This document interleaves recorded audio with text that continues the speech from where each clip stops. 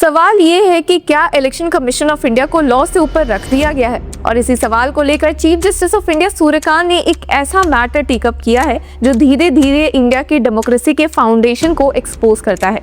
सोचिए जरा एक पल के लिए कि देश में इलेक्शन होने वाले हैं, एलिगेशंस हवा में तैर रहे हैं, वोटर्स परेशान हैं और अचानक सुप्रीम कोर्ट एक ऐसा कदम उठाता है जिससे कॉन्स्टिट्यूशनल कॉरिडोर्स में खामोशी छा जाती है। आज जो हुआ वो सिर्फ एक कदम नहीं था, वो एक वार्निंग थी, एक सिग्नल था कि कोर्ट को लगता है कि कहीं कुछ बहुत सीरियस गड़बड़ है और इस बार बात किसी रूटीन पॉलिसी चैलेंज की नहीं है बल्कि कॉन्स्टिट्यूशन की लिमिट्स क्रॉस करने की हो सकती है। अब सीन ये है कि सुप्रीम कोर्ट के सामने एक पब्लिक इंटरेस्ट लिटिगेशन आई जिसमें कोई इलेक्शन रिजल्ट चैलेंज नहीं था, कोई पॉलिटिकल पार्टी का डायरेक्ट झगड़ा नहीं था। इशू था एक सिंगल सेक्शन, एक ऐसी लाइन जो एक पूरे इंस्टीट्यूशन को लीगल अकाउंटेबिलिटी से बाहर कर सकती है। अब ये PIL चैलेंज करती है chief election commissioner and other election commissioners act 2023 के एक प्रोविजन को, और जैसे जैसे इस प्रोविजन को समझा जाता है वैसे वैसे टेंशन बिल्ड हो जाती है। पिटिशन का कहना ये है कि ये लॉ चीफ इलेक्शन कमिश्नर और इलेक्शन कमिश्नर्स को ऐसी प्रोटेक्शन देता है जो ना सिर्फ अनयूजुअल है बल्कि डेंजरस भी है। प्रोटेक्शन ऐसी जो लाइफ लॉन्ग है, मतलब जब वो ऑफिस में हैं और जब वो ऑफिस छोड़ भी दे तब भी उनके ऑफिशियल एक्ट्स के लिए उन पर कोई सिविल या क्रिमिनल केस नहीं चल सकता।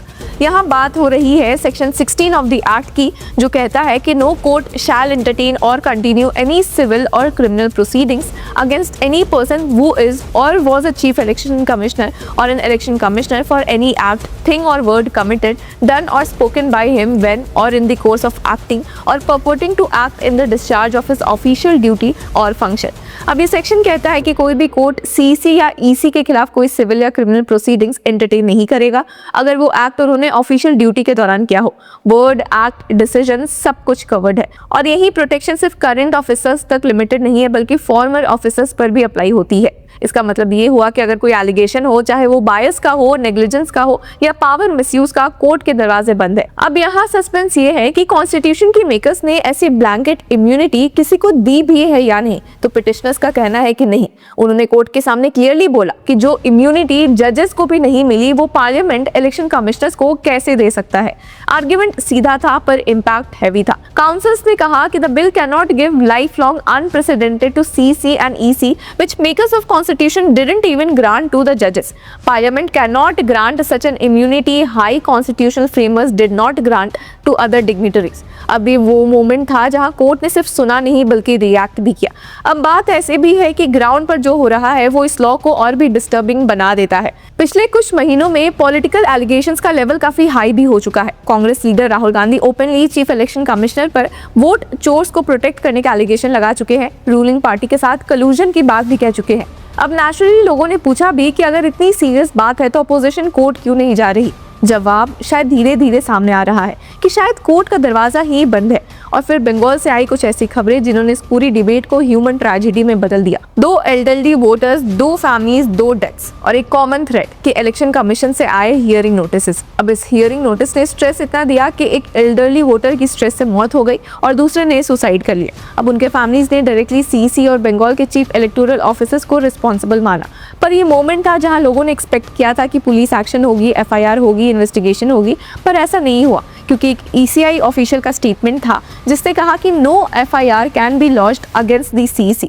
The law is specific on this. A CEO too cannot be blamed for any criminal offences while discharging his duties. Any FIR drawn by police will have legal consequences। और शायद इन्हीं सबको ध्यान में रखते हुए CJ सूर्यकांत का बड़ा कदम सामने आता है। बेंच ने ये नहीं कहा कि ये पार्लियामेंट का मैटर है, बेंच ने ये भी नहीं कहा कि बाद में देखेंगे। CJ का रिस्पॉन्स क्रिस्प था पर meaning deep. We would like to examine it, we are issuing notice। बस इतना कहना काफी था। इसका मतलब ये है कि सुप्रीम कोर्ट को लगता है कि प्रोविजन सरफेस लेवल इशू नहीं है, ये डायरेक्टली कॉन्स्टिट्यूशन के हार्ट को टच करता है, अकाउंटेबिलिटी, रूल ऑफ लॉ और फ्री और फेयर इलेक्शंस के प्रिंसिपल्स को। इन्हीं सब के साथ जब ECI SIR की हियरिंग का मुद्दा भी CJ सूर्यकांत के सामने आया, जहां TMC MP डेरेक ओब्रायन की प्ली सुनी जा रही थी ये एलिज करते हुए कि वेस्ट बंगाल में SIR का प्रोसेस कुछ अलग ही चल रहा है, तो उनकी तरफ से सीनियर एडवोकेट कपिल सिब्बल ने सबमिट किया that notices are being issued raising queries even on family particulars. Weird procedures are being followed in West Bengal। अब CJ सूर्यकांत ने इस मैटर को भी नेक्स्ट मंडे की डेट दे दी है। पर इन्हीं सब के बीच सवाल सिर्फ ये नहीं है कि क्या इलेक्शन कमीशन ऑफ इंडिया ने गलती की, सवाल ये है कि अगर इलेक्शन कमीशन ऑफ इंडिया गलती करे भी तो क्या उसे पूछा जा सकता है, और जवाब शायद छुपा है दिसंबर 2023 में पास हुए इसी लॉ में। अब पीएम नरेंद्र मोदी की सरकार ने chief election commissioner and other election commissioners act 2023 पास किया, जो 1991 एक्ट को रिप्लेस करता है। इस एक्ट का एक सेक्शन 16 सबसे ज्यादा पावरफुल और कंट्रोवर्शियल है, और ये लॉ ऐसे टाइम पर पास भी हुआ था जब पार्लियामेंट में अपोजिशन एमपी सस्पेंड थे, डिबेट मिनिमल थे और इलेक्शंस दूर नहीं थे।